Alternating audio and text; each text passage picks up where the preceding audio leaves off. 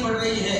ایک مسلمان ایسے حالات کو دیکھ کر، برما کو دیکھ کر، میانمار کو دیکھ کر، کشمیر کو دیکھ کر، یو پی میں ہونے والے ظلم کو دیکھ کر، لکھنؤ میں ہونے والے ظلم کو دیکھ کر، جامعہ ملیہ میں ہونے والے ظلم کو دیکھ کر، مختلف ممالک میں ہونے والے ظلم کو دیکھ کر، کون مسلمان ایسا ہے جس نے اللہ کی اس پکڑ اور عذاب سے ڈر کے اور خوف کر کے کوئی سود چھوڑا ہو، کوئی بدکاری سے توبہ کیا ہو، کوئی بے نمازی نماز کے لیے اللہ کے گھر میں قدم رکھا ہو، کوئی اپنے سانچک کا رسم چھوڑا ہو، کوئی اپنے جہیز کا رسم چھوڑا ہو، کسی نے اپنی جمعگی کے رسومات کو چھوڑا ہو، کسی نے اپنی بدکاری کو چھوڑا ہو، اپنی بچیوں کے، لڑکیوں کے ایجوکیشن کی خاطر کو ایجوکیشن کو چھوڑ کر ایسی جگہ اسے تعلیم دلانے کی فکر کیا ہو جہاں پر اس کی عزت محفوظ رہ سکے. کون سے گناہوں سے مسلمان نے اب تک توبہ کیا؟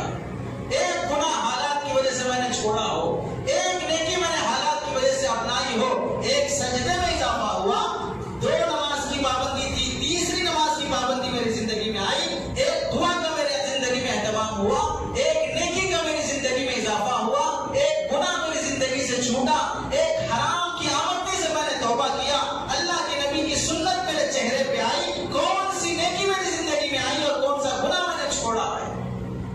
پارلیمنٹ اور اسمبلی کے ممبر بننے سے حالات نہیں بدلیں گے، پارلیمنٹ اور اسمبلی کے ممبروں کے چیخنے پکارنے سے حالات نہیں بدلیں گے، مسجد کے مصلیوں کے بڑھنے اور گھٹنے سے حالات بدلیں گے. اللہ نے مسلمانوں کے حالات کا تعلق احکام سے رکھا ہے، حکام سے نہیں رکھا ہے. پورے ہندوستان کے ممبر آف پارلیمنٹ کتنے ہیں؟ 100 کی تعداد میں، 100 کی تعداد میں ہیں. اور پوری پبلک کتنی ہے؟ کروڑوں کی تعداد میں. اب بتاؤ، جو 100 کی تعداد میں ہے وہ پورے کروڑوں کی تعداد پر چھائے ہوئے ہیں. وہ بدل جائیں گے تو سارا ملک بدل جائے گا. یہ کروڑوں کی جو تعداد میں ہے یہ نہیں بدلیں گے، یہ اپنے گناہوں سے توبہ نہیں کریں گے. ہم جتنا حضرت جبرائیل کو مدد کے لیے بلانا چاہتے ہیں، جتنا جلدی انہیں دیکھنا چاہتے ہیں، اتنا جلدی خود کو بدلنا نہیں چاہتے. جب تک خود کو نہیں